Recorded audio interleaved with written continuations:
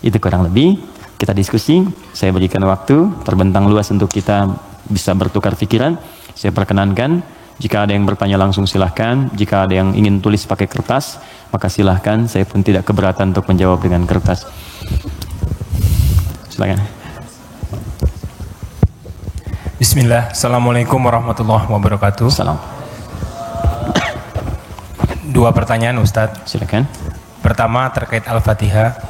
Terkait surat Al-Fatihah. Oke. Saya ingin bertanya asbabul nuzulnya, kapan diturunkan, bagaimana ceritanya, itu yang pertama. Ya. Yang kedua, di padang mahsyar nanti. Saya membaca beberapa buku bahwa kehidupan di padang mahsyar nanti itu ada yang mengatakan 30.000 tahun, ada yang mengatakan 50.000 tahun. Bagaimana nasib kita itu? Tadi sempat Ustadz kutip sedikit. Saya ingin mendapatkan penjelasan bagi orang-orang mukmin khususnya yang ada di dunia ini, apalagi di zaman yang penuh fitnah ini, yang amannya bagaimana untuk menghadapi nanti itu. Terima kasih. Assalamualaikum warahmatullahi wabarakatuh. Oke. Pertama, asbabun nuzul, sebab turunnya surah Al-Fatihah. Saya berikan sedikit dulu informasi. Jadi ada 2 jenis asbab di dalam fikih Islam. Kalau asbab itu terkait dengan turunnya ayat, asbab itu sebab. Jadi sebab itu bahasa Arab asalnya, diserap ke bahasa Indonesia menjadi sebab. Sebab turunnya Al-Quran disebut asbabun nuzul. Kalau sebab munculnya hadis disebut asbabul wurud. Maksudnya asbabul wurud namanya. Misal, pernah dengar hadis tentang isbal? Isbal itu pakaian yang melebihi mata kaki. Nah, itu apa sebabnya Nabi berkata hadis itu? Sebabnya apa? Nah, sebab namanya asbabul wurud. Dari pengetahuan sebab ini kita akan melihat sebuah kesimpulan hukum. Jelas ya? Baik, sekarang apa sebab turunnya Al-Fatihah? Penting diketahui tidak semua surah dan ayat dalam Al-Quran memiliki sebab asbabun nuzul, sebab turun. Bisa jadi itu sekedar perintah untuk ditunaikan secara langsung. Bisa jadi itu bacaan-bacaan praktek dalam ibadah ketika ibadahnya diperintahkan. Bisa jadi ada sebab turun ketika ada pertanyaan tertentu untuk menyelesaikan sebuah kasus. Al-Fatihah masuk pada bagian yang tidak ada asbabun nuzulnya, tapi menyertai perintah ketika diturunkan. Apa perintahnya? Salat. Diperintah salat ketika diturunkan. Nabi diperintahkan setahun sebelum hijrah, usianya 52 tahun. Jadi usia 53 tahun beliau hijrah kemudian ke kota Yathrib yang kelak menjadi Al-Madinah Al-Munawwarah. 13 tahun berdakwah di kota Mekah. Setelah usia 40 tahun diangkat menjadi Rasul, turunnya surah Al-Alaq. Setelah itu kemudian 12 tahun sebelum hijrah turunlah perintah salat. Saat perintah salat itu diturunkan, mesti ada bacaan yang dibacakan. Maka turunlah kemudian Al-Fatihah di situ. Saat turun di situ, kalimatnya Alhamdulillahi Rabbil Alamin, Ar-Rahmanir Rahim, Maliki Yaumiddin, Iyyaka na'budu wa iyyaka nasta'in, Ihdinas siratal mustaqim, siratal ladzina an'amta 'alaihim ghairil maghdubi 'alaihim waladdallin. Kemudian setelah turun digunakan dalam salat. Saat hijrah ke Yathrib yang kelak jadi Al-Madinah Al-Munawwarah, tiba-tiba si kecil namanya Abdullah, anak laki-lakinya Abbas paman Nabi, beda 3 tahun usianya dengan Nabi. Abbas, anak laki-laki Ibnun, maka sering disingkat Ibnu Abbas. Ibnu Abbas nama aslinya Abdullah. Ingat teman-teman, saya berikan rumus sedikit ya. Kalau Anda belajar hadis menemukan kalimat Ibnu Omar, Ibnu Abbas, itu nama aslinya rata-rata Abdullah. Kenapa dihapuskan nama anaknya dan disebut kemudian nasab ke bapaknya? Untuk memberikan inspirasi kepada orang tua di masa datang bahwa begini cara mendidik anak seperti Nabi mengajarkannya. Jadi kalau anak itu kemudian beramal, orang tua dapat pahalanya. Ya, teman-teman kenal Ibu Umar bin Khattab? Bagus.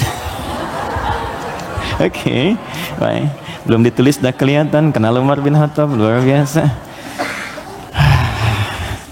Hari ini spesial. Gak apa-apa mas, saya selesaikan. Datang sendiri, ngajar sendiri, ngaji sendiri, ngapus sendiri. Jamaah tinggal nanya, lihat masuk surga, enak banget. Masya Allah, surga Firdaus lagi. Udah sih, nggak apa. Udah selesai. Ya. Mudah-mudahan antum ke surga juga. Insya Allah. Bercanda ya, mudah-mudahan nyata. Oke, fokus. Di sini, fokus baik-baik. Yuk.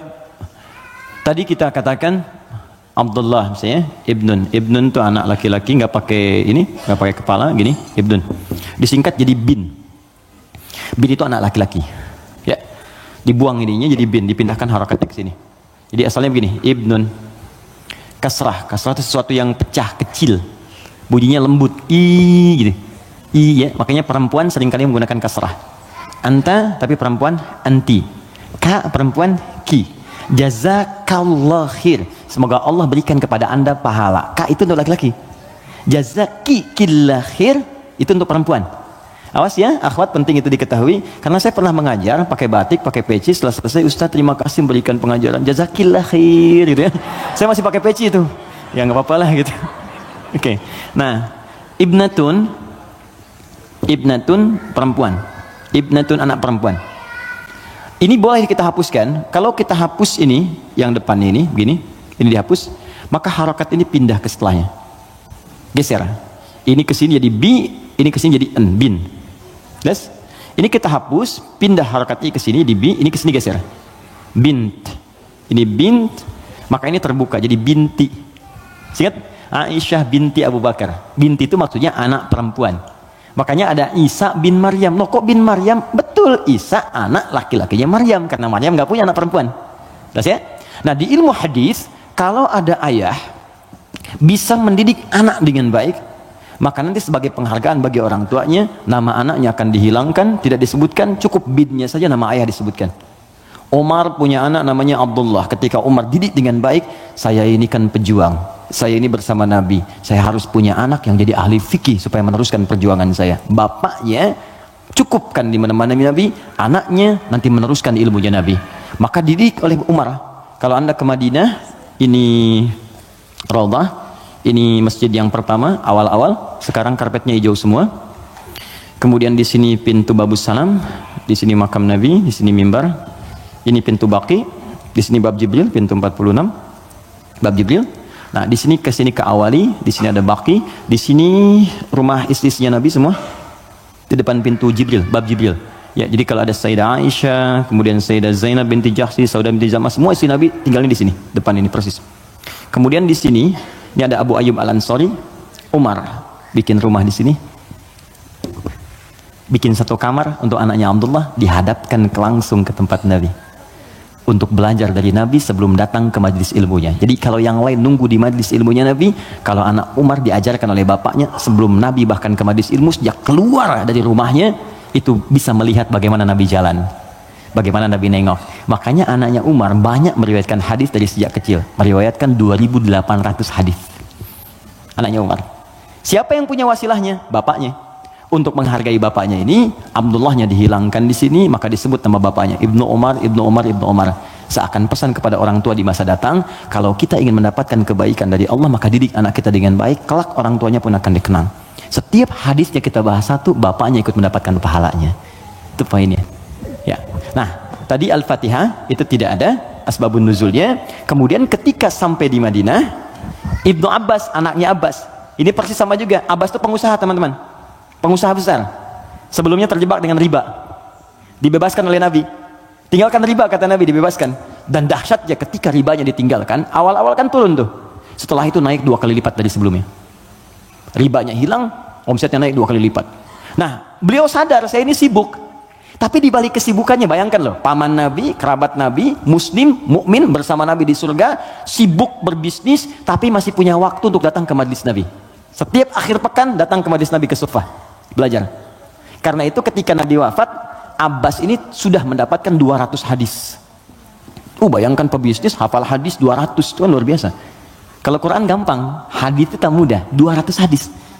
Paman Nabi, keluarga Nabi, kerabat Nabi, sibuk, bisnis, kaya juga, masih hafal hadis. Antum siapa? Paman Nabi bukan, kerabat Nabi bukan, tetangga Nabi bukan, kan? Sesibuk apa sih? Sampai untuk baca Quran pun belum punya waktu. Cita-cita masuk surga lagi, kan? Nah, ini beliau sadar, saya ini sibuk nih, berdagang. Maka harus ada yang mewarisi ilmu anak saya. Maka anak itu dipetakan. Teman-teman begitulah, cucunya atau anaknya, ayo disiapkan. Ini anak pertama Qurannya, anak kedua hadisnya. Nggak apa-apa, kalaupun kelak jadi arsitek yang hafal Quran. Oke? Pengusaha yang ahli hadis, nggak apa-apa, banyak. Dulu biasa begitu, Bu. Teman-teman ikhwan, dulu biasa. Antum kalau temukan kitab namanya Bidayatul Mujtahid, kitab bagus perbandingan fikih. Itu kitab fikih tuh, tapi yang nulis dokter bedah. Ibnu Rushd namanya, di barat dikenal dengan Averroes. Itu nulis kitab fikih, itu biasa dulu tuh, biasa saja. Nah, Abbas ini menginvestasikan anaknya, namanya Abdullah juga, untuk belajar ke majlis Nabi. Jadi setiap bapaknya berangkat titipin. Ketika Nabi wafat, anak ini usia masih 13 tahun. Bapaknya hafal 200 hadis, anaknya hafal 2000 hadis. Dan kalau anak dititipkan di tempat tertentu, maka habit itu akan membentuk dia untuk berperilaku. Tontonan yang dilihat itu jadi karakternya. Kalau dia yang diperlihatkan yang baik-baik, yang keluar baik, diajarkan kata-kata baik, yang keluar baik. Sekarang ada pendekatan bagus, ini share sebentar. Jadi pendekatan Al-Quran sekarang namanya. Ya, saya juga share dengan teman-teman, termasuk di keluarga kami terapkan. Kalau Anda ingin cepat anaknya hafal Quran, maka dia bisa dilatih dan dikondisikan dari sejak awal dengan lingkungan Quran. Misal, lahir dari 0 bulan, ketika lahir itu Anda kondisikan misalnya speaker aktif di rumah. Ya, dalam setiap 1 bulan dia dengar 1 juz. Bacakan aja 1 juz. Setiap 1 bulan, tapi jangan acak ya. Terurut. Misal bulan pertama juz 1, bulan kedua juz 2, pindah terus. Sampai bulan ke-30, usia dia 30 bulan, dia sudah mendengar 30 juz. Dan anak itu sejak mulai dilahirkan, organ pertama yang berfungsi kata Al-Quran, itu pendengarannya. Al-Quran langsung mengatakan, itu pendengarannya. Jadi ketika dia 30 bulan, dia sudah mendengar 30 juz. Itu sepakat dan sudah melalui research di sini, dia hanya butuh 6 bulan untuk menjadi penghafal Quran yang sempurna. Di usia 3 tahun, sudah hafal Quran 30 juz. Ini yang diterapkan orang tuanya Fajar. Beliau pengen bacakan sendiri, begitu dikasih ASI, bacain 1 juz. Begitu usia 3 tahun, kalimat pertama yang keluar di lisannya adalah ayat-ayat Quran. Dipanggil Ustadz mengecek, ternyata Allahu Akbar, 4 tahun sudah 30 juz. Terakhir kami ketemu sedang menghafal tafsir dan divonis lumpuh otak. Anda bayangkan, lumpuh otak hafal Quran 30 juz. Dan di mana Anda pada saat ini? Ya, kembali ke sini. Dia bertanya, Mas Primus, apa pertanyaannya? Ya Rasulullah, karena dia terbiasa dengan taklim, jadi dunianya masuk. Ya Rasulullah, kenapa Allah nggak turunkan 1 ayat yang bisa membatasi antara surah satu dengan surah yang lainnya? Karena dulu masih nyambung, Al-Falaq nyambung ke An-Nas, sebelumnya Al-Ikhlas. Jadi orang nggak tahu pembatasnya di mana, walaupun dibacakan oleh Nabi. Maka diturunkanlah kemudian Bismillahirrahmanirrahim. Ya, karena pertanyaan anak kecil itu dijawab kemudian. Ibnu Abbas tuh sering bertanya, turun jawaban. Al-Baqarah 189 itu turun karena pertanyaan Ibnu Abbas. Ya Rasulullah, kok bulan bentuknya robah-robah, kemarin sabit, sekarang setengah, sekarang bulat betul, kenapa begini? Kenapa jadi ahillah turun? Yas'alunaka 'anil ahillah. Masya Allah. Qul hiya mawaqitu lin-nasi wal hajj. Ibnu Abbas yang tanya, turunlah Bismillahirrahmanirrahim. Sejak turun Bismillahirrahmanirrahim itu, maka Nabi membaca Al-Fatihah dengan 3 cara. 1, dibaca penuh dengan bismillahnya, dijaharkan. Bismillahirrahmanirrahim. Alhamdulillahi rabbil alamin. Ar-Rahmanirrahim. Baca. Baik. Ada yang kadang Nabi bacanya silent. Bismillahirrahmanirrahim. Alhamdulillahi rabbil alamin. Ar-Rahmanirrahim. Ada yang kembali ke awal tadi, nggak dibaca sama sekali. Alhamdulillahi rabbil alamin. Ar-Rahmanirrahim. Maliki yaumiddin. Maka dari sini riwayat tersebar, boleh dibaca. Ada yang keempat, rakaat pertama dibaca jahat kata Abu Hurairah, Bismillahirrahmanirrahim. Yang kedua nggak dibaca sama sekali. Ada 70 hadis jumlahnya. Maka disimpulkan oleh para ulama, cara membaca Al-Fatihah disepakati dituliskan di mushaf Bismillahirrahmanirrahim. Bismillahnya bisa dibaca dengan 4 cara. Jahar, kencang, silent, tidak dibaca sama sekali, dibaca rakaat pertama, selanjutnya tidak. Semua riwayat tersambung kepada Nabi dan tidak ada kaitan dengan ormas tertentu. Oke? Karena saya pernah tugas di Mekah 2010 menyambut jemaah haji. Begitu datang depan Masjidil Haram, Isya, imamnya Syekh Sudes. Ya, Kan di situ mazhabnya Hambali, jadi disirkan. Bismillahirrahmanirrahim. Alhamdulillahi Rabbil Alamin. Komentar pertama makmumnya, oh iki imamnya Muhammadiyah tuh, Muhammadiyah cabang Masjidil Haram Anda bayang. Ketuanya saya Sudes. Jadi nggak ada hubungan baik NU Muhammadiyah atau yang kita berkomunikasi baik ya, kemudian saling bangun hubungan baik, tapi paham ilmunya. Jadi kesimpulannya tidak ada asbabun nuzul untuk Al-Fatihah, tapi hanya terkait untuk kebutuhan dalam menunaikan ibadah. Tapi kemuliaan fadilahnya diungkapkan kemudian oleh Nabi, dipraktikkan dalam kehidupan dan dirangkum oleh para ulama dalam kitab tafsir. Sampai sini bisa dipahami? Baik, suasana mahsyar. Pertama jawabannya wallahu taala a'lam bis-shawab, karena memang kita belum ke sana. Karena wallahu a'lam itu Allah yang tahu. Maka kita tanyakan kepada Allah, Allah turunkanlah kemudian paparan dalam ayat-ayat Al-Qur'an. Baik. Tentang suasana itu diturunkan satu surah. Surah ke-75. Surah Al-Qiyamah. Persiapannya diturunkan surah Al-Waqi'ah, surah ke-56. Waktu terjadinya diturunkan surah ke-31 ayat 34. Tentang kiamatnya, peristiwanya, persiapannya. Waktunya tidak diketahui. Dirahasiakan supaya kita semangat untuk beramal dalam persiapannya. Makanya kalau Nabi ditanya kapan kiamat, Nabi balik tanya persiapan kamu apa? Ya.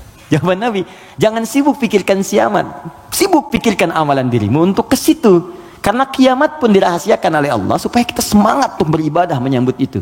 Dan nggak akan ada umat Nabi Muhammad kemudian hidup saat kiamat, nggak ada. Semua akan diwafatkan yang soleh-soleh. Nggak akan mengalami itu. Nggak akan mengalami. Semua wafat.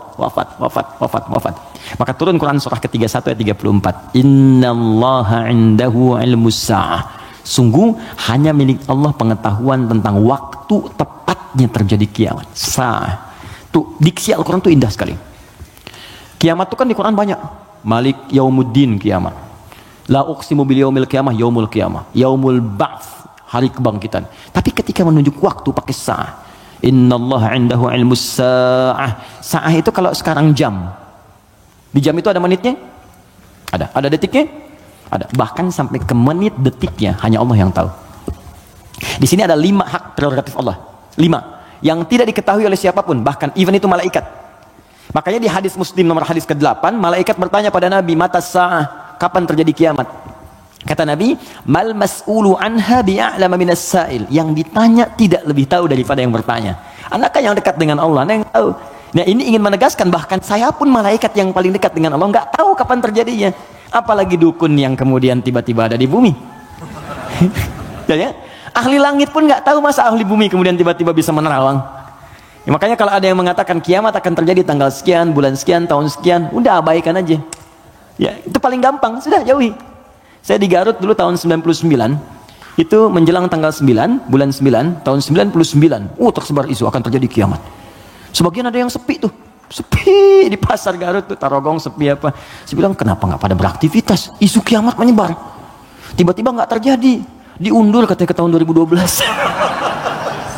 Terjadi pengunduran kiamat, Anda bayangkan. Jadi itu poinnya. Jadi kalau waktu, jangan ditanya kapan terjadi. Yang penting untuk diketahui adalah persiapan kita apa. Dan paling dahsyat adalah jika terjadi perbuatan-perbuatan yang dengan perbuatan itu justru tanda-tanda kemudian kiamat itu semakin menuju dekat. Tapi dekat dalam pandangan Allah dengan kita berbeda. 1 hari bagi Allah hitungannya hari, bagi kita kan 1000 tahun. Ya kan? Bagi Allah dekat nih. Iqtarabatis sa'atu wa ansyaqqal qamar. Bulan telah terbelah, kiamat semakin dekat. Kiamat semakin dekat itu bukan saat Bang Deddy bikin sinetron. 15 abad yang lalu itu turun ayat, kiamat sudah dekat. Itu kalimat Quran. Kiamat sudah dekat 15 abad yang lalu. Cuman sudah 15 abad belum kejadian. Karena bagi Allah tuh gampang, tinggal 10 hari lagi, tinggal 7 hari lagi. Cuman sehari itu kan ribuan tahun. Jelas ya? Maka jangan dipikirkan waktunya. Tapi Nabi kemudian ditanya oleh malaikat, ma amaratuha, apa tanda-tandanya? Ya, idza talidal amatu rabbataha, jika sudah budak melahirkan tuannya. Wa antaral hufatal arata, ya, jika seorang budak melahirkan tuannya. Jika engkau melihat seorang penggembala bertelanjang kaki, telanjang dada, kemudian berlomba-lomba meninggikan bangunan. Ya, budak melahirkan tuannya, itu ada yang menyebutkan suasana sudah mulai terbalik. Halal dianggap haram, haram dianggap halal. Yang benar jadi salah, yang salah jadi benar, yang benar dibikin disertasi, dibikin tulisan ilmiah, ya, tiba-tiba dikalahkan oleh yang salah, gitu kan? Yang salah kemudian menyebar, jadi dianggap biasa. Jika sudah maksiat tingkat yang tinggi dianggap biasa, bukan yang rendah. Zina, Itu min sab'il mubiqat, 7 yang menyebabkan kehancuran. Dosanya besar. Zina itu seperti pembunuhan, dosa besar. Makanya kalau ada yang menghalalkan dosa besar, dianggap murtad, keluar dari Islam. Dan dia harus bertaubat. Harus bertaubat. Makanya kita dorong dengan doa, diarahkan lagi. Kan mungkin karena ketidaktahuannya. Kan? Itu cara berpikirnya demikian. Saya tidak mengajarkan mencela, saya menjauhi itu. Ya, kita ajarkan dengan perasaan baik, kita doakan, tak ajarin lagi sepanjang dia masih hidup. Jadi kalau ada teman-teman yang diajak oleh orang lain terpengaruhi, kita sepanjang kita hidup supaya kita saat ditanya oleh Allah, ringan jawaban kita itu aja. Ya. Apa pernah ada nabi mengharapkan umatnya ke neraka? Tidak. Lantas kenapa Anda memvonis dia sebagai ahli neraka? Alih-alih kita vonis, kenapa nggak kita doakan? Allah itu maha kasih, bukan hanya maha menghukum. Rahmat Allah lebih luas daripada hukumannya. Kenapa sekarang banyak sifat hukuman ditampilkan, kasih sayangnya dihilangkan? Yalah, doakan. Share kebaikan, doakan saudari kita, doakan saudara kita, ajak kepada yang baik. Kalau ada berbuat maksiat, sampaikan. Bukan cuma kamu aja yang pernah bermaksiat. Yang lebih buruk daripada kamu pernah ada dan dia tobat. Masa orang jahiliyah tobat, kamu yang bukan jahiliyah nggak tobat? Nggak keren ah. Bagaimana kalau wafat dalam keadaan maksiat? Apa kamu rela ibumu yang sudah mengandungmu melihat anaknya berbuat seperti ini? Kalau kamu kira-kira punya anak, mau nggak kira-kira anak kamu berbuat seperti ini? Seperti itu aja. Jadi ketika ada seorang minta izin untuk berzina, boleh nggak saya berzina ya Rasulullah? Ya, kata Nabi, bagaimana kalau kemudian ibumu berbuat seperti itu? Bagaimana kalau ibumu dizinai? Bapakmu dizinai? Oh, jangan ya Rasulullah. Ya, itu yang kamu zinai itu boleh jadi kemudian dia ibu bagi anak-anak orang lain. Jadi, seperti itu cara berpikirnya. Jadi kalau kita selalu mengangkat orang untuk mengarahkan pada kebaikan, maka dakwah ini akan semakin luas diterima dalam kemuliaan dan beban kita pun akan berkurang. Ada saatnya hitam putih itu mesti muncul dalam perkara tauhid. Tauhid itu nggak ada abu-abu, hitam putih. Allah Tuhan, yang lain bukan. Selesai. Tapi fikih itu fleksibel untuk memberikan kemudahan. Sholat nggak bisa berdiri, duduk. Nggak bisa duduk, berbaring. Berbaring sulit, bergerak. Bergerak sulit, berkedip kan? Berkedip sulit, disolatkan. Semua ada turunannya. Ya, selesai sampai tuntas. Oke? Jadi waktu tidak ada yang tahu. Suasana disampaikan supaya kita merasakan dahsyatnya itu. Turun surah Al-Qiyamah. La uqsimu biyaumil qiyamah. Quran surah 75. Wa la uqsimu bin nafsil lawwamah. Kata Allah, saya bersumpah kiamat pasti terjadi. Dan saya bersumpah pada saat itu banyak yang menyesal dan mencela dirinya. Lawwamah itu pencela. Mencela, aduh kenapa saya nggak begini, nyesel saya begini. Sama kayak Anda misalnya punya masalah dengan pasangan, Anda marah-marah sama istri. Setelah itu Anda menyesal, ya kenapa saya mesti marah sih? Toh jelaskan, duduk dengan tenang juga bisa. Kenapa saya marah ya, saya menyesal ya Allah. Tapi biasanya pertama setan akan menghambat kita untuk berbicara dulu, ditahan, jadi diam-diaman gitu. Itu begitu tuh caranya. Itu di Quran ada. Dan solusinya juga ada. Dan ada penyesalan setelah itu. Sama ke anak juga begitu. Anak berbuat salah terus kita marah ya. Kamu ini kemarin nggak ngerti mama ya. Tapi setelah itu ya Allah, kok saya marah sih? Ya, kok saya marah sih gitu kan? Nah itu lawamah namanya. Mencela diri pada sesuatu yang tidak seharusnya terjadi. Hari kiamat lebih banyak lagi. Kenapa dulu saya nggak sholat? Kenapa dulu saya nggak beriman? Kenapa dulu saya begini? Itu kiamat. Dan itu sudah bukan ranah kita lagi. Kata Allah, kalian yang beriman wafat dulu supaya nggak melihat hiruk pikuk orang. Biarkan mereka sibuk menyesali dengan apa yang telah mereka kerjakan. Karena kamu dakwahi, nggak mau beriman juga. Diberikan 5 kali sehari petunjuk dari bangun tidur sampai tidur lagi. Nih Allah nih, syahadatlah. Ayo sholat, ayo beramal. Ini Allah nih, Allahu Akbar, Allahu Akbar. Bahasa Arabnya, ya asyhadu an la ilaha illallah. Kan 5 kali kan? Dari bangun tidur sampai tidur lagi. Sepanjang hidup loh, setiap hari. Kurang apa lagi? Kurang apa lagi? Dan lafaz ini, kenapa disebut adzan? Apa artinya adzan? Panggilan. Apa artinya panggilan? Adzan. Saya memanggil kamu kemarin, saya mengadzani kamu kemarin. Tidak. Adzan itu panggilan, tapi bukan sekedar panggilan. Adzan itu seakar juga dengan kata uzun, jamaknya adzan, artinya telinga. Kenapa lafaz ini disebut dengan adzan? Karena Allah menjamin lafaz ini satu-satunya lafaz di muka bumi yang terus akan didengar oleh orang yang masih punya pendengaran di telinganya. 24 jam tidak berhenti. Makanya waktu adzan itu bisa berbeda di setiap tempat. Coba lihat, di sini adzan, nanti setelah saya Bintaro adzan, Tanah Kusir adzan, kan? Jakarta adzan, ke Bekasi adzan, sebelumnya ke Bandung, terus 24 jam. Itu Mesir selesai adzan, Libya adzan, Libya selesai Tunis adzan, Tunis adzan, Maroko adzan. Demikian terus 24 jam diperdengarkan supaya kita nggak punya alasan lagi di hadapan Allah Subhanahu wa taala. Makanya orang-orang yang nggak mau beriman sampai dengan kiamat dalam persepsi kita umat Islam, nanti yang beriman diwafatkan dulu supaya kamu nggak capek lagi melihat hidup-pikuk mereka. Kamu istirahat aja nanti sampai saat hisab selesai. Jadi begitu kiamat terjadi, kacau semuanya. yang sedang disebutkan di surat Abasa itu, ya, bagaimana seorang yang mengandung tiba-tiba bisa keguguran, ya yauma yafirul mar'u min akhi wa ummihi wa abi wa fasilatihi tuwi, ya, wa man fil ardi jami'a. Semua orang nggak akan ingat, Pak. Kata Al-Quran saking dahsyat, jangankan gini ya, maaf, gempa terjadi, apa Anda masih bisa ingat dengan teman-teman ini? Demi Allah saya katakan, gempa goyang dikit udah keluar, lari semua, masing-masing menyelamatkan dirinya.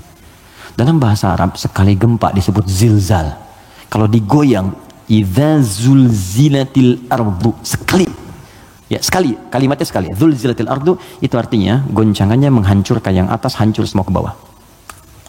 Jelas? Tapi kalau disebutkan 2 kali, kalimat keduanya bentuknya bisa verb, kata kerja, atau juga noun, bisa kata benda. Bisa fi'il, awas, bisa isim, kata kerja atau kata benda.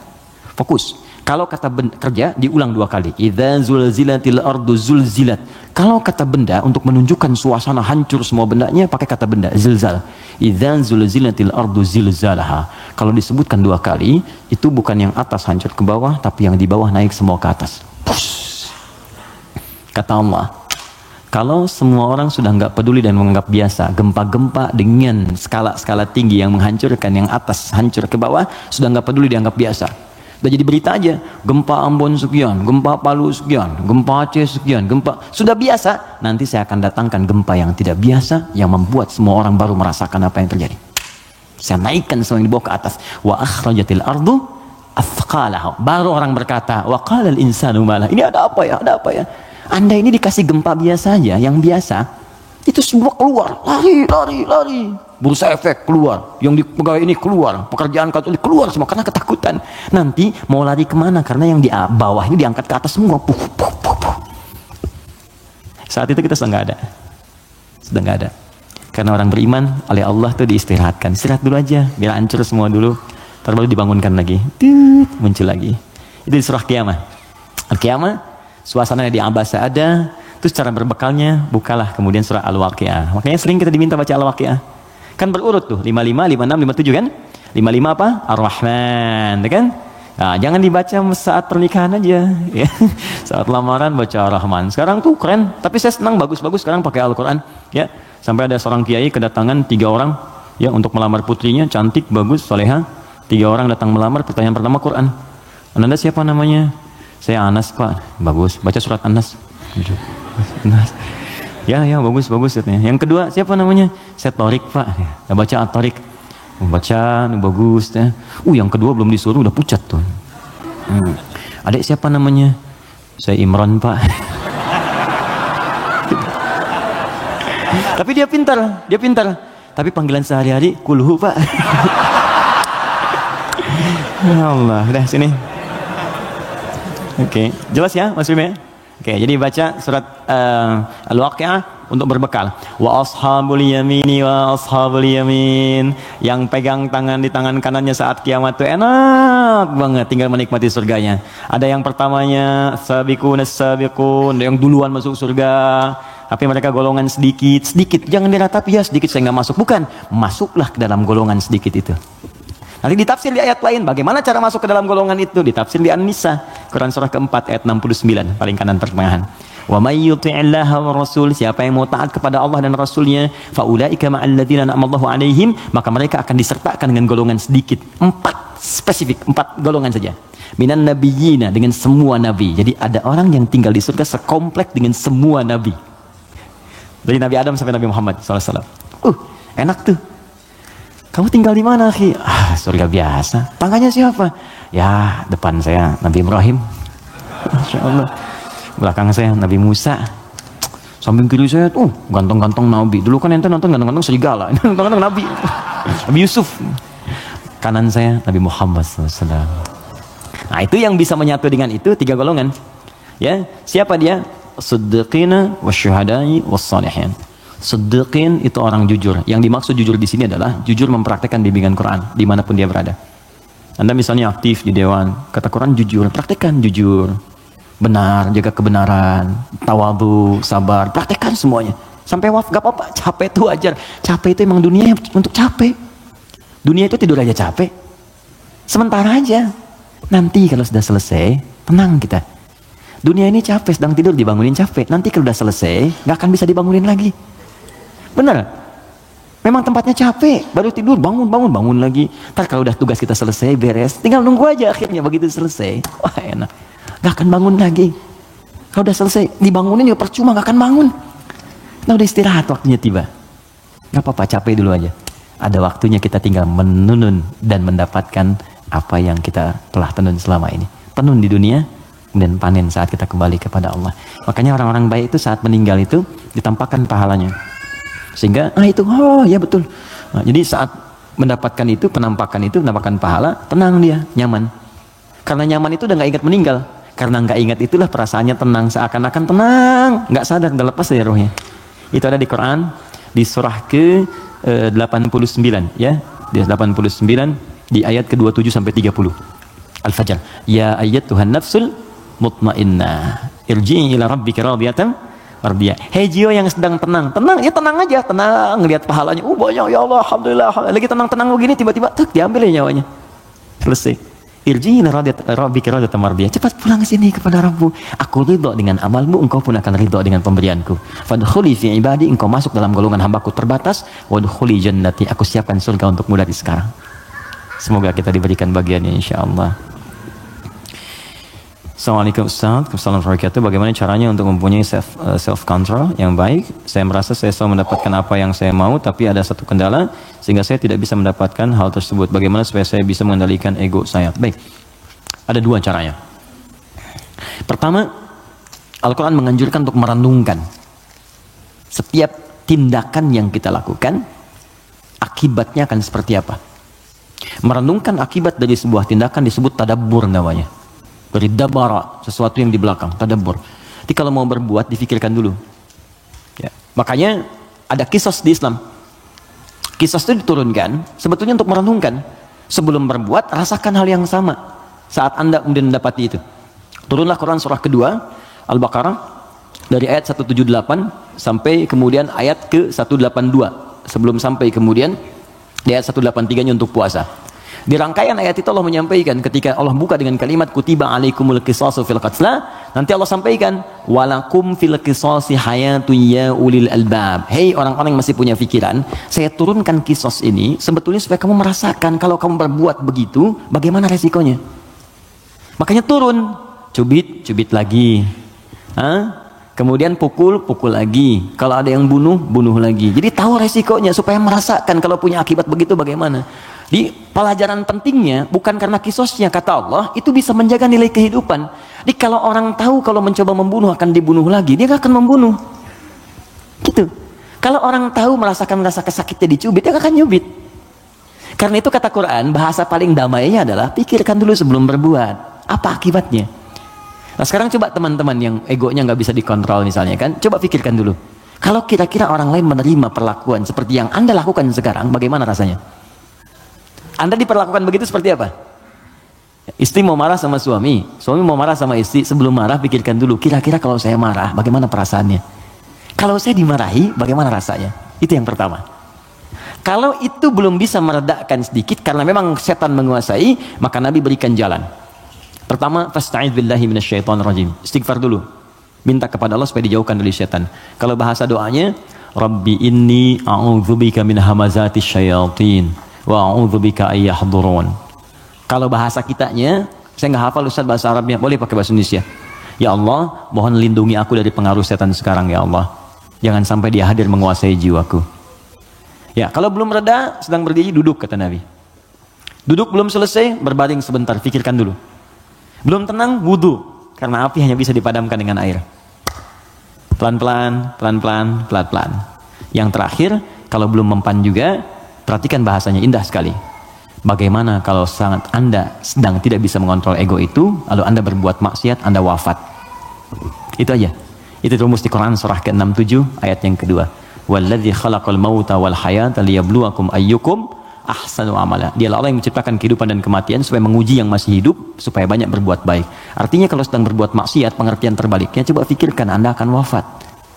Apa enggak enak dicatat di catatan malaikat maut kan? Ya, begitu dicatat meninggal dalam keadaan marah-marah. Nggak enak banget. Terus dibuka lagi di hari kiamat semua orang lihat. Kan nggak enak. ke pengajian tiap pekan, ngaji, sholat, azan lagi, meninggal dalam keadaan marah-marah gitu. Kan gak enak banget, dibuka semuanya. Makanya bertobat dari sekarang, sensor. Ya teman-teman kan ada adegan yang nggak baik kan disensor, ya kan? Dubbing, suara yang kurang jelas dubbing. Ya, sekarang itu kata-kata maksiat kita sensor dari sekarang, mumpung belum meninggal, supaya filmnya nggak dibuka di hari kiamat. Ya saat hisab kan dibuka semua. May ya'mal mithqala dzarratin khairan yarah, wa may ya'mal mithqala dzarratin syarran yarah. Yang sedikit pun baik akan ditampakkan, yang jelek akan diperlihatkan. Maka yang buruk-buruk kita hilangkan dari sekarang. Wallahu taala a'lam bissawab. Saya ingin bertanya, saya ingin jawab. Jika saya datang sholat berjamaah telat, Ustadz, jika saya datang sholat berjamaah telat, pertanyaan saya, kenapa Anda telat? Orang lain bisa tepat, Anda telat, kenapa? Ayo ya, kita coba sesuaikan. Saat imam sudah mulai bacaan sholat, oke? Satu, ada 3 pertanyaan. Bila imam akan segera ruku, apakah saya boleh baca doa iftitah dulu, lanjut al-fatihah? Gini, ruku itu saya pernah jelaskan, itu seakar dengan kata rakaat, berasal dari kata ruku. Artinya kalau imam sudah mendapatkan ruku ya, Allahu Akbar ruku, lalu anda ikut ruku. Nah kalau anda sudah ikut ruku itu artinya anda dapat 1 rakaat, paham ya? Dapat 1 rakaat. Nah sekarang persoalannya adalah ketika imamnya masih berdiri, terus tahu akan ruku dari bacaan jahar kelihatannya, ya. Walam yakul lahu kufuwan ahad, mau ruku nih, anda datang takbir Allahu Akbar. Apa yang harus saya lakukan Ustaz? Kalau masih sempat baca Al-Fatihah 3 ayat saja. Bismillah, Alhamdulillah, Ar-Rahmanir-Rahim. Langsung ke Al-Fatihah. Lewati iftitahnya. Langsung. Bismillahirrahmanirrahim, Alhamdulillah Rabbil Alamin, Ar-Rahmanir-Rahim. Langsung takbir, lagi kemudian ruku, ikuti imam. Itu sah. Kenapa? Karena ukuran surah dalam Al-Quran yang paling pendek itu 3 ayat. Al-Kautsar. Inna a'tainakal kautsar. Fasholli rabbika inna syani'aka huwal abtar. Mengambil ukuran terpendek. Jadi kalau kita bacakan 3 ayat di Al-Fatihah ini sudah cukup, langsung ruku. Tapi kalau imamnya ruku, Anda datang, maka itu sudah selesai. Maka Anda langsung takbir, Allahu Akbar, langsung ruku. Contoh, boleh? Depan. Bismillah. Silakan di sini menghadap ke sebelah sini saja ya, biar netral sedikit. Ke sebelah sana. Ruku, Mas Dimas, mohon izin. Ini ruku ya. Saat ruku ini, mohon izin, boleh? Ya, antum, bukan yang belakang. Bismillah. Jangan begini, sedang ruku. Imam, maju sedikit Mas. Mohon izin luruskan ya dengan meja ke sini. Nah ini datang terlambat misalnya kan? Mas Buk, kenapa terlambat? Yang lain kan bisa pas gitu, Anda harus terlambat. Jangan diulang lagi ya. Nggak baik seperti itu ya. Sini. Oke, ini sudah ruku, fokus, ini datang, maka cukup takbir, Allahu Akbar. Oke, langsung ruku, Allahu Akbar, ikut ruku ya, dan nggak usah baca Al-Fatihah lagi, langsung ruku. Baik, cukup, mohon izin, maaf. Nah ini dalilnya ini hadis Nabi SAW, innama ju'ilal imamu liyutamma bihi, sungguh imam dijadikan untuk diikuti, faqira'atul imam qira'atul ma'mum. Kalau anda nggak bisa menjangkau bacaan imam karena imam sudah masuk ke rakaatnya berikutnya, ruku, maka bacaan imam sudah mewakili makmumnya. Jelas? Tapi jangan sengaja menunggu imam ruku. Belum ruku, masih panjang, tenang aja, belum begitu ruku. Allahu Akbar, lumayan. Nah ini nggak tepat ya, silakan. Syukran, makasih, mohon maaf ya. Paham ya? Nah, ini bagian pertama. Jadi itu 1, oke, 2. Atau saya langsung baca Al-Fatihah dan mengikuti imam ruku, sudah selesai saya jawab. Bila saya baca Al-Fatihah menyebabkan saya tertinggal ruku, apakah saya tidak usah membaca dan langsung mengikuti imam ruku? Bila seperti itu, apakah saya harus menambah rakaat di akhir karena saya baca Al-Fatihah? Karena ada yang bilang kalau berjamaah Al-Fatihah ditanggung imam. Oke, saya sudah jelaskan semua ya. Ya, pertanyaannya sudah selesai, sudah saya jelaskan keseluruhannya. Ada yang lain? Baik. Assalamualaikum Ustaz. Waalaikumsalam warahmatullahi wabarakatuh. Ini belum saya baca. Jika kita berobat ke tempat semacam Pak Haji, mungkin Anda, bukan kita. Saya tidak ikut. Oke. Jika Anda berobat ke tempat semacam Pak Haji yang orang sebut, lalu Anda dikasih obatnya, air minum, yang doakan, apakah itu masuk syirik atau bagaimana Ustaz? Mohon pencerahannya. Tergantung. Jika Anda minta doa, tabarruk dengan doa itu, wasilah, supaya mohon berdoa, didoakan kepada Allah. Anda bisa berdoa sendiri, minta, ya, dan bisa saling mendoakan. Nabi kadang saling mendoakan dengan sahabat, doakan. Bahkan Nabi minta dibacakan oleh Abdullah bin Mas'ud Al-Quran. Abdullah bin Mas'ud datang sini, coba bacakan surat ini. Kata Abdullah bin Mas'ud, ya Rasulullah, Anda kan yang Nabi, tapi saya ingin mendengar bacaanmu. Sesama sahabat saling mendoakan, biasa saling ketemu, doakan, itu biasa. Dan boleh, adabnya boleh. Anda ketemu ulama, minta doa. Dulu kami begitu, bertemu ulama, minta doa, Syekh, doakan kami. Sekarang agak beda, orang ketemu Ustaz, minta foto. Ketemu ulama, minta selfie deh. Lengkapilah dengan doa yang ditempatkan di hati, itu doanya. Ya, doanya, minta doa kebaikan. Nah, boleh Anda, silahkan kalau datang. Itu dalilnya diantaranya Quran surah ke-5 tadi ayat 35. Ya ayyuhalladzina amanu taqullaha wabtaghu ilaihil wasilah. Hai orang-orang beriman, tingkatkan takwamu kepada Allah dan cari wasilah untuk mendekat kepada Allah. Apa diantaranya? Kisah yang paling tepat untuk menjawab ini adalah tentang Al-Fatihah itu. Jadi ada seorang yang sakit tadi, ya, kepala suku di Arab, sakit kemudian zaman itu, lalu dia minta kepada para sahabat, ngutus ajudannya, ya, untuk bertanya ada nggak yang bisa menyembuhkan. Kata sahabat, Allah yang sembuhkan. Datang didoakan dengan baca Al-Fatihah. Itu kan paling gampang. Ketika didoakan itu dengan baca Al-Fatihah, sembuh. Saat sembuh itu dikasihlah kemudian kambing beberapa ekor. Takut, dibawalah kepada Nabi. Ini indah sekali. Dilaporkan kepada Nabi karena takut kambing itu gratifikasi. Tuh, ini bagus sekali. Jadi takut nih, saya takut salah nih, dibawa ke Nabi. Nabi, tadi ada orang sakit, terus minta bantuan. Saya ingat ajaran Anda, baca Al-Fatihah, saya bacakan. Habis itu dikasih kambing begini. Nabi langsung senyum, ketawa, tabassama dhahikan. Gitu kan? Kurang lebih. Kata Nabi, tahu dari mana engkau Al-Fatihah bisa punya manfaat seperti itu? Maka kata Nabi, bagikan kambingnya, coba berikan aku bagiannya. Maksud Nabi, yuk kita nikmati sama-sama itu. Silahkan kita nikmati, syukur kepada Allah Subhanahu Wa Taala. Ini artinya dalil yang membolehkan kita datang minta doa misalnya. Ya, ke orang soleh, ulama. Tapi syaratnya kita pun berdoa dulu, minta sama Allah. Minta. Lalu Allah lebih senang kita minta kepada Allah dengan bahasa hati kita. Setelah itu kita berwasilah minta pada orang soleh yang baik, minta kebaikan, lalu dia doakan kepada kita semua. Jelas sampai sini? Baik. Kalau ada yang khusus semacam tertentu, ada pengaruh jin atau apa, biasanya dia diangkat tuh. Mengangkat sesuatu yang bukan dari tempatnya. Ini bukan dari tempatnya, saya angkat. Ini spidol, tempatnya bukan dalam gelas. Lalu saya angkat. Jin tempatnya bukan di tubuh kita angkat. Bahasa Arabnya raka, ya, raka atau raka yaraki tarqiyatan wa ruqyatan, maka disebut ruqyah namanya. Terus ya, ada ruqyah itu macam-macam, ada yang dengan bacaan saja, ada yang dengan air misalnya, air terus diminum, ya. Ada yang dulu ruqyah terkenal sekali, orang soleh, dia sakit, punya anak sakitnya lumpuh semua. Nah, begitu lumpuh, ini orangnya baik sekali. Kesolehannya nampak pada prasangka baiknya. Jadi semua yang datang prasangka baik aja. Malam-malam, Bu, bayangkan ada perampok datang tengah malam. Ini kisah ini sangat populer sekali. Perampok serombongan datang ke rumahnya. Karena prasangka baik ini dikira mujahid fisabilillah, mampir. Dulu kan bukan kayak kita sekarang kan, rombongan mujahid dengan ini kan nggak kelihatan tuh. Malam-malam datang dikira mujahid. Begitu dibuka pintu, oh ahlan wa sahlan mujahid, masya Allah, silahkan masuk. Bayangkan perampok disuruh masuk. Disebut mujahid fisabilillah, datang. Akhirnya apa yang terjadi? Silahkan, duduk dulu, istirahat dulu, mandi dulu. Dimintalah berwudu semua. Tolong para mujahid silahkan berwudu dulu.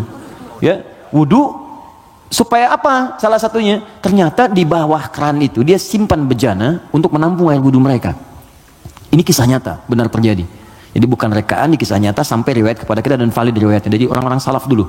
Di begitu air wudunya tumpah ke situ, dan dia melihat orang-orang perampok tadi, kok ada anak ini nggak bangun. Ya kata mereka ke bapak tadi, ini siapa? Ini anak saya, dia kena lumpuh katanya. Oh gitu, udah duduk, dijamu dengan makan semua. Udah rapi, suruh wudu, makan, pulanglah mereka. Nah, begitu pulang, ini yang menarik. Beberapa pekan kemudian datang lagi. Dibuka lagi yang mujahid, katanya masya Allah. Yang buka siapa? Yang buka anak yang lumpuh tadi. Buka langsung, kaget loh. Kemarin kan lumpuh dia, sekarang bisa buka katanya kan. Lalu bapaknya keluar nyambut lagi, masya Allah, kami mereka keberkahan dari jihad anda, anda bayangkan. Karena positif thinkingnya. Bertanya, ini kenapa bisa sembuh? Air wudhu, masih ingat gak air wudhu yang pernah engkau pakai itu dalam wudhu itu? Saya mandikan kepada anak saya, dengan izin Allah sembuh dia. Perhatikan ketika seorang berprasangka baik kepada Allah Subhanahu Wa Taala akan berubah segalanya. Lalu perampok tadi kemudian terjatuh semuanya, nangis tersungkur, sujud di hadapan Allah Subhanahu wa taala. Nangis tobat di situ. Sebetulnya kami bukan mujahid, kami perampok katanya. Dan sebagainya. Tobat. Jadi bayangkan hanya dengan wasilah anak yang lumpuh dalam keadaan tadi dia menjadi mulia seluruhnya. Ya. Tapi ingat Syekh Hashim Muhammad Hashim bin Asy'ari Hadratus Syekh, pendiri Nahdlatul Ulama. Beliau mendirikan NU tanggal 31 Januari ya 1926. Itu beliau dirikan NU, punya kitab 19 kitab. Di kitab kedua namanya Risalah Ahlus Sunnah wal Jamaah. Di halaman yang ke-12 paling kiri sebelah bawah. Ya, itu beliau sampaikan begini. Hati-hati. Wa minhum al-abahiyuna, hati-hati ada aliran yang menyimpang di tanah Jawa. Itu diungkapkan di tahun 1333 Hijrah. Sekarang 1431. Sudah berapa tahun? Ya kurang lebih 100 tahun lah ya. Kurang lebih 100 tahun. Kata beliau, ada aliran Abahiyun. Siapa itu? Tokohnya itu ahli zikir. Zikir. Tapi cara zikirnya melahirkan kesimpulan yang menyimpang. Apa kesimpulannya? Kalau sudah dekat dengan Allah, fala yantabiqu alaina al-amru wan nahyu. Kalau sudah merasa dekat dengan Allah dengan zikirnya, maka sudah tidak berlaku lagi perintah dan larangan. Di salat sudah nggak berlaku lagi karena salat itu masih latihan. Kalau zikir sudah dekat dengan Allah, nggak usah salat lagi. Maka kalau Anda menemukan yang seperti ini, kata beliau, jauhi, karena itu mengajak pada kesesatan. Anda datang tiba-tiba, ya mungkin panggilannya kiai gitu kan, ya pakai jubah lebih lebar daripada Batman, kadang-kadang kan tertukar lah sekarang atribut kiai dengan dukun itu disama-samain, dan susah gitu kan. Pakai datang Anda konsultasi, nanya, Anda nggak tahu, karena nggak tahu itu, tiba-tiba waktu zuhur tiba, Allahu Akbar, Anda tanya, Pak Yai kok nggak sholat dulu kita? Ada ini, kalau Pak Yai fisiknya di sini, rohnya sedang sholat. Kalau yang seperti itu tandanya dukun, tinggalkan, jauhi. Ya, kata beliau disebut sesat, kata beliau ya. Ada kawan kami titip pertanyaan, baik titipkan jawaban kepada beliau. Dulu dia pencaharian utamanya jadi bandar judi. 2 tahun lalu dia tobat, alhamdulillah, mau hijrah. Dia membuat bisnis kain yang bidangnya halal, sembako. Tapi sumber modalnya masih dari sumber judi. Waduh. Ya. Pertanyaan, apakah bisnis sembako tersebut otomatis haram juga? Jika ya, bagaimana cara membersihkannya? Sedangkan itu mata pencarian dia satu-satunya. Quran surah ke-51 ayat 22. Paling kanan pertengahan. Wa fis samai rizqukum wa ma tu'adun. Hei seluruh manusia, sebelum engkau lahir, rezeki kamu telah aku tetapkan di langit dan aku janjikan akan diberikan. Kaidah pertama. Dikata Allah, rezeki kita itu sudah teratur, nggak akan tertukar. Nggak akan tertukar. Ada putri yang tertukar, ada menteri yang ditukar, tidak ada rezeki yang tertukar. Rezeki nggak ada yang tertukar. Jadi ini pun memberikan pesan kepada kita, jangan pernah mencuri. Jangan pernah mencuri karena buang-buang energi. Ya mohon maaf, nggak akan pernah rezeki kita diambil orang, pasti balik. Pasti balik. Hanya ada rezeki orang dititipkan pada kita, itu ada. Ada. Ini rezeki saya bukan minuman ini? Bukan. Rezeki saya itu kalau sudah masuk ke dalam kerongkongan saya. Mungkin ini rezeki orang, cuman di atas namakan saya saat ini ada di sini. Kalau saya nggak minum, kan yang minum orang lain. Bisa Mas Dimas, bisa yang lain dan sebagainya, gitu kan? Oke, jadi yang pertama, jangan pernah kita berpikir untuk berbuat curang demi mendapatkan rezeki. Karena dengan yang baik pun akan dapat. Kalau Anda bisa mendapat dengan cara yang halal, kenapa mencari dengan cara yang haram? Paham ya? Makanya Allah batasi kita, jangan cari yang haram, rugi nanti kamu. Ya sudah, harus dikembalikan lagi kepada yang berhak. Setelah itu menderita juga. Coba bayangkan, bukankah kalau ada orang yang korupsi, ketahuan, ditangkap dia, dikembalikan lagi kemudian apa yang didapatkan? Karena TPPU, ya tindak pidana pencucian uang, diambil semua kan? Itu saking sayangnya Allah, jangan menyebar rezeki yang haram, ambil semua, ambil semua, ambil semua. Bahkan yang telah diinvestasikan pun tarik lagi, tarik lagi. Kenapa? Karena ini bersumber dari yang haram. Kalau yang haram berproses terus dipakai lagi kepada yang lain, maka haram akan menyebar keharamannya. Maka yang pertama, jangan takut kehilangan rezeki. Jangan takut, karena semua akan diberikan sesuai dengan janji Allah. Nah, bagaimana cara kita mendapatnya? Turunlah Quran surah ke-2 Al-Baqarah ayat 168, paling kanan sebelah bawah. Ya ayyuhan nasu, hai semua manusia, kulu mimma fil ardi halalan thayyibah. Tuh. Hai semua manusia, kalau ingin dapat rezeki maka kerja. Ayo cari makan. Allah cuma minta bergerak aja, kerja. Kalau ada keluar dari diri kita untuk bekerja, bergerak aja, rezeki turun. Silakan kreatif, sekarang banyak kreativitas. Ada yang dengan peluit, 2.000, makasih Pak. 5.000, makasih Om. 10.000, makasih Bos. Tuh, dia jadi bos Anda tuh. Itu aja, sehari dapat berapa gitu. Ya. Jadi kalau bergerak sedikit aja, bergerak tuh dapat. Tapi ingat kata Allah, halalan thayyibah. Ambil dengan cara yang halal. Nanti yang halal itu kalau Anda dapatkan thayyibah, cari yang dibutuhkan. Ini yang kedua, ini yang sering banyak salah. Di banyak orang mendapat dengan cara yang halal, tapi thayyibat yang dipraktikkan. Thayyibah itu artinya keluarkan ya rizki yang kita dapatkan itu, kemudian beli yang kita butuhkan, yang bermanfaat untuk kita. Di pola konsumtif itu kata Al-Quran, kalau mau benar-benar yang dibutuhkan bukan yang diinginkan. Gak setiap yang diinginkan itu mesti didapatkan, beban hidupnya tinggi nanti. Ya ini kalau haus butuh apa? Minum. Jadi minuman yang ada kan kita bisa minum. Jadi kadang karena orang selalu menginginkan yang tidak ada, jadi berat tantangannya. Karena rumus fisika juga begitu. F1 sama dengan F2, gaya gerak sama dengan gaya dorong. Apa yang kita dapatkan itu yang keluar. 5.000 cukup untuk beli teh manis, kan 20.000 buah naga, kan? Nah tapi ingat, kalau Anda punya 5.000 tapi pengen yang 20.000, maka rumusnya berubah jadi hukum Pascal. F berbanding lurus dengan P, gaya berbanding lurus dengan tekanan. Semakin banyak gaya, semakin tertekan hidupnya. Poinnya, kalau gaya Anda begitu ya susah hidupnya. Makanya Quran katakan gaya itu disesuaikan dengan pendapatan. Apa yang didapatkan, cari yang dibutuhkan. Gak semua yang pengen mesti dibeli. Si goreng kebun sirih yuk jam 11. Anda tinggal misalnya di Bekasi, pengen ke si goreng kebun sirih, paksain padahal yang keliling banyak gitu kan. Kejar sampai ke sana macet-macetan. Nikmati aja, entah kita nikmati di sana, nyampe sana tutup. Gak dapat apa-apa. Paham ya? Nah, jadi itu poinnya. Jadi berusaha dengan cara yang halal, Allah kirimkan rezekinya. Apalagi Anda orang beriman. Kalau orang beriman, apalagi tadi hijrah, sudah tobat, itu seketika Allah jamin. Pindah surahnya, pindah ayatnya ke ayat 172. Quran surah kedua, ayat 172. Perhatikan ayatnya. Ya ayyuhalladzina amanu. Kita 13 menit menuju zuhur. Hai orang-orang yang telah punya iman. Kulu min thayyibati. Jangan pernah fikirkan yang haram. Ingat ya? Lihat sini. Kata Allah, jangan pernah fikirkan yang haram. Kalau Anda nggak pernah fikirkan yang haram, maka saya akan kirimkan ma razaqnakum. Kami yang kirimkan rizkimu, bukan engkau yang sulit untuk mendapatinya.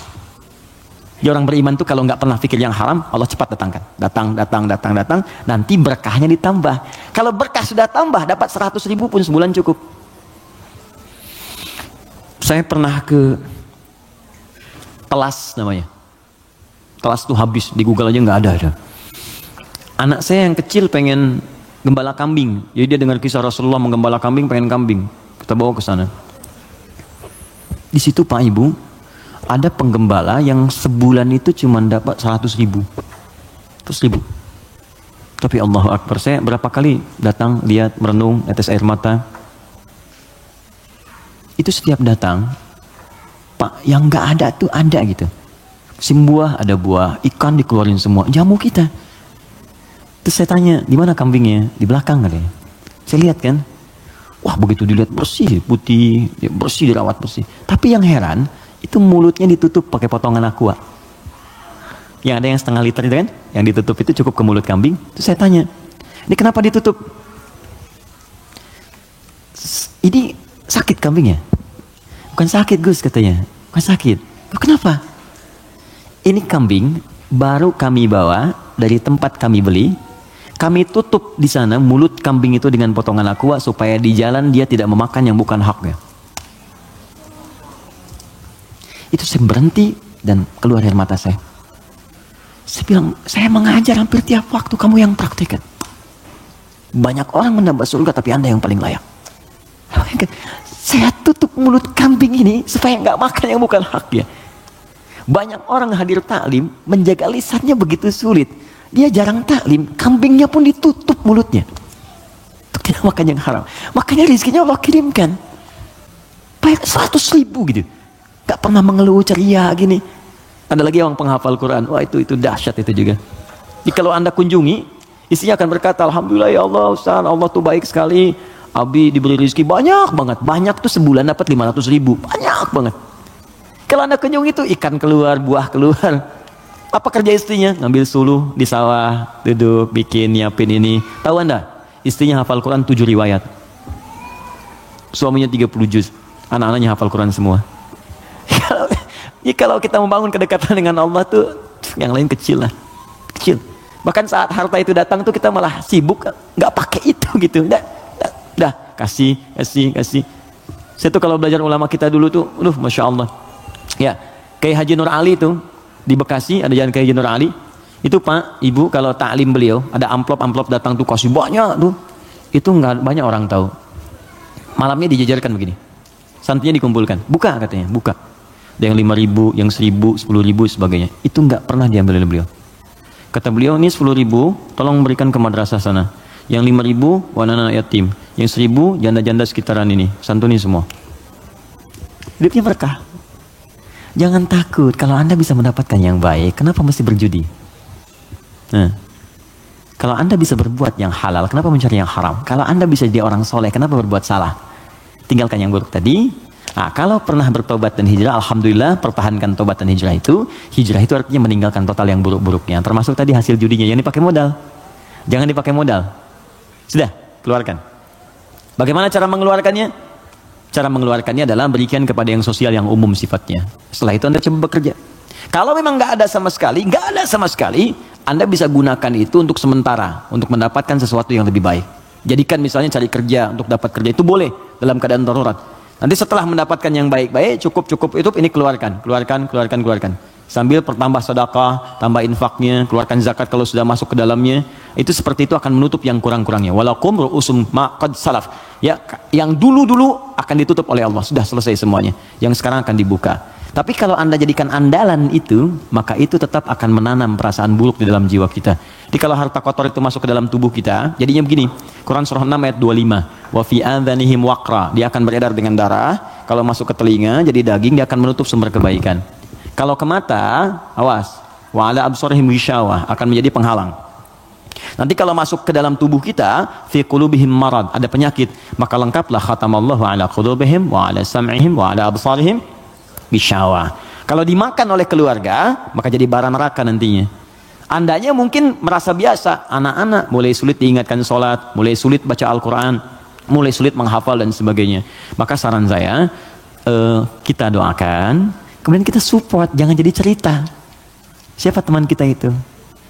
Yang konsultasi kepada kita, doakan. Anda apa? Support. Makanya persaudarakan. Saya tuh bingung, orang Islam sekarang hidupnya masing-masing, kenapa sih? Kenapa nggak bersaudara? Nabi itu kan mempersaudarakan. Khazraj dengan Aus. Ini saya pengen juga kajian musyawarah, teman-teman cobalah mengenal satu dengan yang lainnya. Terus saling support. Anda punya program apa? Support. Bisnis apa? Endorsein, barengin. Itu kenikmatannya itu terasa. Jangan takut rezeki Anda diambil, nggak akan tertukar. Nggak akan tertukar. Jadi semuanya akan mendapatkan bagiannya masing-masing, nggak usah takut. Nggak usah takut. Ya, ustadz-ustadz juga demikian tuh. Jalan, saling bagi, mengajar, melengkapi dan sebagainya. Itu saya sarankan seperti itu. Jadi yang bertanya ini kalau ada kesulitan kita respon. Mungkin dititipkan kepada kita, mungkin kita bisa memberikan solusi. Jelas ya? Sekira itu kita ada 7 menit sekira. Saya jawab yang terakhir ini. Setelah itu kita berdoa dan siap-siap menunaikan salat berjamaah insyaallah. Bismillah, assalamualaikum warahmatullahi wabarakatuh. Assalamualaikum. Jazakallah khair atas kesempatannya. Allah semoga Allah muliakan Anda. Ketika saya masih tinggal di Oman, guru ustadz, anak saya yang laki-laki berasal dari Ghana, menerangkan bahwa iftitah itu bagian dari kunci dari salat yang akan dimulai. Maka menurut ustadz tersebut salat iftitah, surat iftitah, oke, dibaca sebelum takbir. Beliau mazhab ibadi. Oh, pertanyaan apa yang harus dilakukan anak saya, teman-teman yang diajak salat berjamaah ketika ustadznya baca iftitah dahulu sebelum takbir? Tidak ya. Ibadi itu termasuk yang tidak diakui. Saya sudah pernah ke Oman dan saya tahu mazhab di sana apa saja. Ibadi ada, Sunni ada, Syiah juga ada. Di pertengahan yang punya Masjid Biru itu saya sudah pernah kunjungan ke sana. Jadi ibadi termasuk di antara paham yang tidak diakui. Ya, tidak diakui dalam sistem mazhab fikih dalam Islam kekinian yang mainstream. Ya, karena itu menurut saya kembalikan kepada yang Sunni yang sudah diajarkan kepada kita semua. Nah, sumbernya bukan karena ibadi, Sunni atau yang lain, sumbernya itu petunjuk dari Nabi. Hadisnya bagaimana? Ayatnya bagaimana? Buka Quran surah kedua Al-Baqarah ayat yang ke-43, wa aqimus shalah, tunaikan oleh kalian salat. Bagaimana menunaikannya? Maka diikuti dengan mengikuti petunjuk Nabi. Maka turunlah Quran kemudian surah ke-3 ayat 31, paling kiri sebelah atas. Qul in kuntum tuhibbunallaha fattabi'uni. Kata Allah, kalau kalian cintai aku, ikuti bagaimana Nabi mengajarkan. Nah, seperti apa Nabi mengajarkan salat? Karena kalau nggak diajarkan, kita nggak bisa meniru.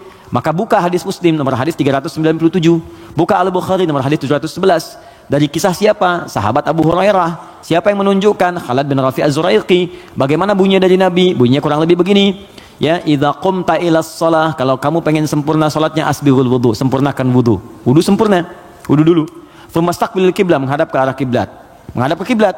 Fakabbir, kemudian bertakbir. Setelah takbir diajarkan baca iftitah. Ada 9 jenis doanya. Ada yang pendek, ada. A'udzubillahi samil alim minasyaitonir rajim, ada. Ada misalnya yang gabungan, ada yang agak panjang, Allahumma ba'id baini wa baina khataayaya, ada. Ada yang Allahu akbar kabira, walhamdulillahi katsira, subhanallahi bukratan wa asila. Ini satu doa. Satu doa. Kalau Anda bacakan lagi, wajjahtu, itu doa-doa digabungkan jadi satu. Ya. Ada 9 jenis doa iftitah itu, panjang sekali. Yang panjang, pendek. Kenapa ada pendek, menengah, panjang? Supaya sesuai kondisi. Jadi kalau kita sedang buru-buru di perjalanan, di airport misalnya, atau di stasiun, kita sedang menunggu misalnya kereta atau pesawat sedang tunggu, jangan yang panjang-panjang. Yang sedang aja yang pendek. Allahu akbar kabira, alhamdulillahi katsira, subhanallahi bukratan wa asila. Langsung Al-Fatihah. Kan? Atau kita bacakan a'udzubillahi samil alim minasyaitonir rajim. Dah, langsung Al-Fatihah. Ya, pendek sekali. Pendek sekali. Ya, jadi begitu kita kemudian bacakan, masuklah Al-Fatihah. Tsumaqra Fatihatul Kitab. Kemudian baca Al-Fatihah. Tsumaqra ma tayassara minal Quran. Kemudian bacakan apa yang paling ringan yang bisa kita bacakan. Surat pilih setelah Al-Fatihah. Tsumma falyarkas, setelah itu kemudian kamu ruku. Ya, hatta tatma'inna raki'an. Jangan dulu kamu bangun sampai kamu tenang rukunya. Semuanya lengkap. Dijelaskan dari awal, dari wudu sampai salam selesai. Dan tidak pernah dijelaskan oleh Nabi baca iftitah sebelum takbir. Ya, iftitah itu tempatnya setelah bertakbir. Takbir baru iftitah. Adapun Anda ingin baca bismillah sebelum takbir, boleh mengambil hadis umum. Apa hadis umumnya? Kullu amrin dzibalin la yubda'u fi bismillahirrahmanirrahim fa huwa abtar. Setiap perbuatan baik yang tidak dimulai dengan bismillah maka terputus nilai pahalanya. Ustaz, tapi kan Nabi nggak contohkan. Tahu dari mana? Nabi nggak contohkan. Itu bukan nggak dicontohkan, saking jelasnya nggak usah dicontohin lagi. Paham? Pernah Anda lihat Nabi makan apel habis baca bismillah? Pernah Anda lihat Nabi baca pakai pakaian baca bismillah? Tidak ada hadis contohnya. Tapi kalimat umumnya ada. Untuk makan, baca bismillah, makan apa saja. Gak usah dirinci. Jadi semua perbuatan baik itu dalilnya. Jelas ya? Tapi sholatnya dibuka dengan takbir. Baru dimulai hukum sholat itu saat dibuka dengan takbir. Ditutup kemudian dengan salam. Kalau digoda setan, ta'awudz ada. Fasta'idz billahi minasyaitonir rajim. Makanya ada orang sebelum sholat baca ta'awudz. Ada yang baca An-Nas. Karena dia berdoa minta supaya setan dijauhkan dari pengaruhnya saat sholat. Paham di sini? Baik ya, saya kira seperti itu yang kami terangkan, semoga ada manfaatnya. Kalau apa yang saya sampaikan ada benarnya, itu hanya titipan saja dari Allah untuk diamalkan. Tapi kalau salah, berarti memang mutlak dari kekurangan ilmu yang Allah titipkan kepada saya. Anda bisa share kembali dengan ustadz-ustadz yang lain, belajar dengan mereka, dan dapatkan nilai-nilai kebaikan yang kiranya bisa menambah wawasan kita semua. Pesan saya, jangan saling mencela, jangan saling merendahkan, belajar yang baik, saling tolong-menolong dalam kebaikan, bersahabat yang baik. Mungkin itu yang bisa memberikan hidayah dalam hidup kita.